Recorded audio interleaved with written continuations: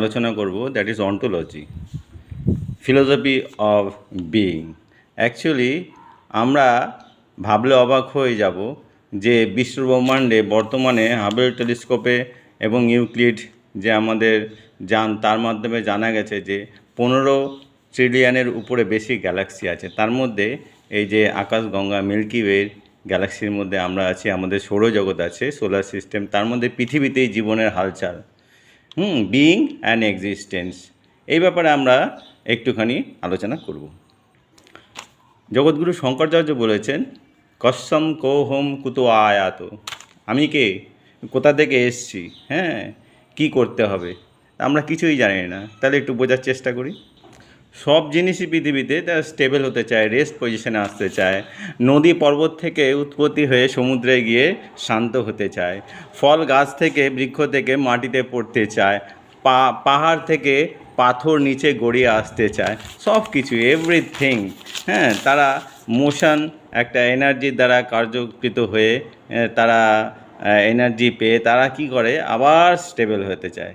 Stable বা rest পজিশনে আসার পরে ফির পুনরায় কোনো এনার্জি তার মধ্যে ক্রিয়া করলে আবার আনস্টেবল হয়ে যায়। আনস্টেবল হলে সেই পুনরায় আবার স্টেবল হওয়ার চেষ্টা করে। সেই ইলেকট্রনিক বলুন বা কোয়ান্টামিক বলুন বা যে কোনো জিনিস, পৃথিবীর যে কোনো জিনিসই বলুন, মেটাফিজিক্স বা ফিজিক্সে আপনি দেখবেন রেস্ট আর আনরেস্ট। যখনই আনরেস্ট হচ্ছে পুনরায় আবার রেস্ট পজিশানে আসতে চাইছে। ইলেকট্রন যখন সে কক্ষচ্যুত হয়ে আনরেস্ট হয়ে যাচ্ছে, তখন সে আবার প্রোটনের সাথে মিলিত হয়ে রেস্ট পজিশানে আসতে চাইছে।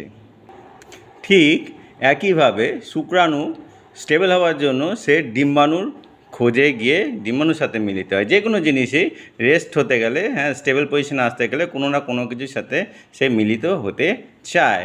জন্ম সেই মৃত্যুতে মিলিত হয়ে শান্ত স্থিত হয়। তাহলে আমরা দেখি যে যৎপিণ্ডে তৎ ব্রহ্মাণ্ডে, যে কস্যম কোহম কুতো আয়াত, আমি কে, কোথা থেকে এসেছি, কোথায় যাব।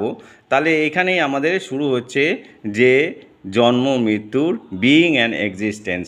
বিইং অ্যান্ড এক্সিস্টেন্স, আমরা আছি এবং আমরা নেই। আচ্ছা, সমুদ্রের ঢেউ, সমুদ্রের শান্ত জায়গা থেকে সে ঢেউটা উঠছে, আবার মিলিয়ে যাচ্ছে। তাহলে নিস্তরঙ্গ থেকে তরঙ্গ, ফের নিস্তরঙ্গ।